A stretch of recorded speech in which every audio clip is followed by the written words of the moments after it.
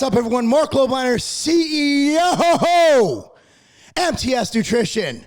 So, what is the perfect, the optimal body fat percentage to stay at year round? Let's say you're not competing. You're not like getting ready for going to the beach and you don't want to get bulky and fat. You don't want to over bulk, but you want to be at that perfect body fat percentage where you can gain some muscle and still look like you work out and not look like the Stay Puft Marshmallow Man. Well, I've given this a lot of thought, and guess what, guys? I'm not going to cite one study. I'm not going to cite any data. This will be complete bro science and my recollection of the data I have read over the over 20 years I've been doing this. This might be the most important video I have done on body fat and health and maintaining gains or getting gains, making gains or not losing gains while being the best and most healthy you ever. And before we do this, I want you to go ahead and take a minute, just take 1 minute. I want you to subscribe to this channel, click on the notification bell, and of course, feel free to comment down below. I'd love to hear what you're thinking, man. So anyway, I normally stay around 7 or under % body fat a year. For me, that is optimal. I would have to eat an exorbitant amount of food to gain more than that. I am a metabolic genetic anomaly. And also I am on hormone replacement therapy. For those of you who don't know what that is, I optimize my thyroid. I optimize my blood sugar. So thyroid is with something called Armour Thyroid. Blood sugar is with metformin. Then I take 200 milligrams of testosterone a week and I take HGH. I am not only genetically inclined to staying lean and muscular, I gained 70 pounds of muscle when I first touched a weight, when I first started training hard in my teens. I am a genetic anomaly. I do not count, but I actually, before this, I had a company called Scivation between 2004 and 2011. Through that, we owned something called Team Scivation, which is the largest free personal training program in the history, I believe, of personal training. Through that, we trained thousands of people. At the same time, I was doing personal coaching. I still do personal coaching at marclobliner.com. If you want me to train you personally, no, I don't have an understudy do it. I don't even have an assistant. It's marclobliner.com. You get free not free. I got to charge. You get one-on-one coaching with me. So, throughout the years, I have noticed when people do the best.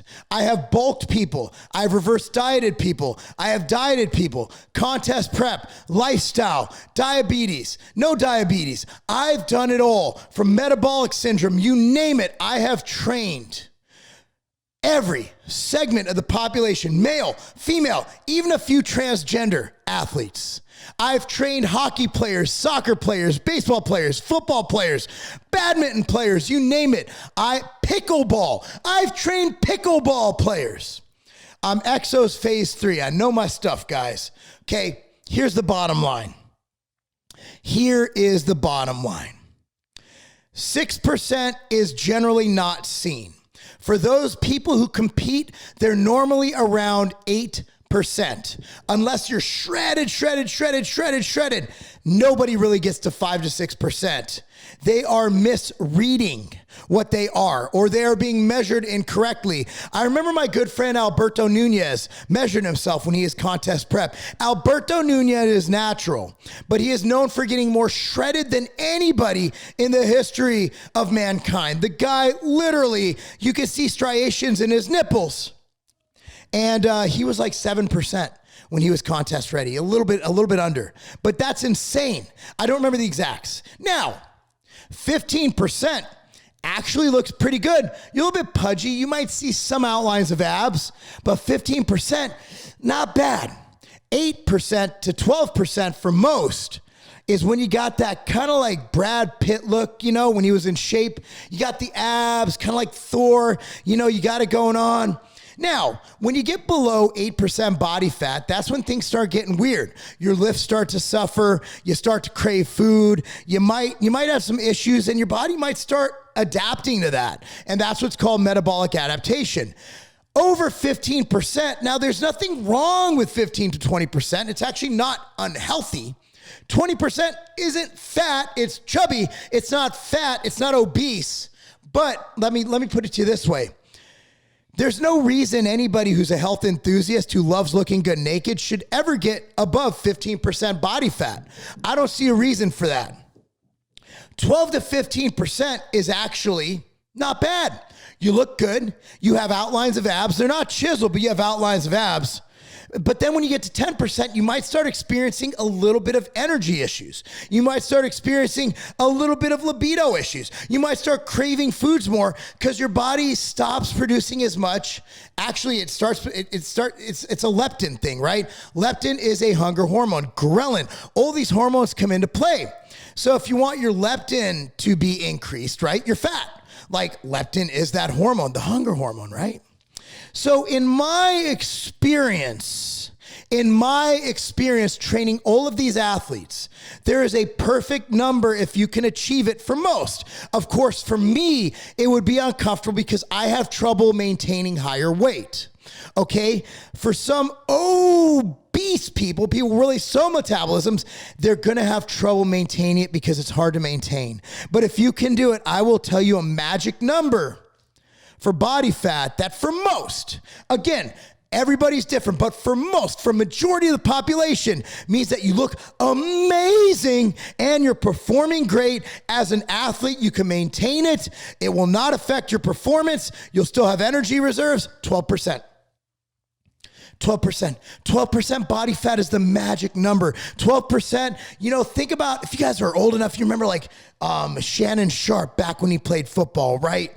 You look at Terrell Owens. I remember we put Terrell in Muscle and Fitness when I worked there. Guy looked amazing.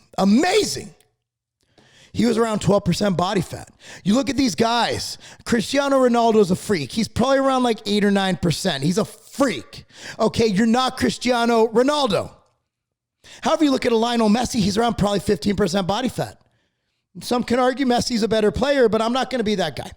Okay, bottom line, if you can diet down and if you want a perfect maintenance where you can gain muscle and you won't look fat, hit that 12% and stay there. And if you can do it right, you can maintain 12% and put on muscle ever so slowly and gain weight as you maintain 12%. That's why I like a slower bulk, a bulk where you are looking at gaining 1 to 2 pounds a month. Think about it this way though. That's 12 to 24 pounds a year. And if that can be mostly lean, holy crap, are you in a good spot? So if you start at 8%, slowly gain, and once you get to 12, maybe hold it there, and you'll be great. So I'm going to link a program down below. It was written by Mr. Olympia Brandon Curry. All right. And it's a bulking program. It'll give you some ideas about how to do this, about how to set up calories for it. I'm going to link it right down below. Brandon Curry crushed it on this article. Absolutely crushed it. It's a phenomenal piece. You got to read it. But anyway, guys, before I go, I just want to let you guys know I'm here to help you every step of the way. Comment down below. Let us know your thoughts. Also, be sure to follow me on Instagram at Marc Lobliner, Twitter at Marc Lobliner, Facebook at Marc Lobliner. I love every single one of you. I want you guys to be as healthy and as productive as you can be, and I'm here to help every step of the way. Thanks for watching. Don't forget to subscribe to this channel. I really could use that, man. I'm trying to make that there YouTube money. That's not a game.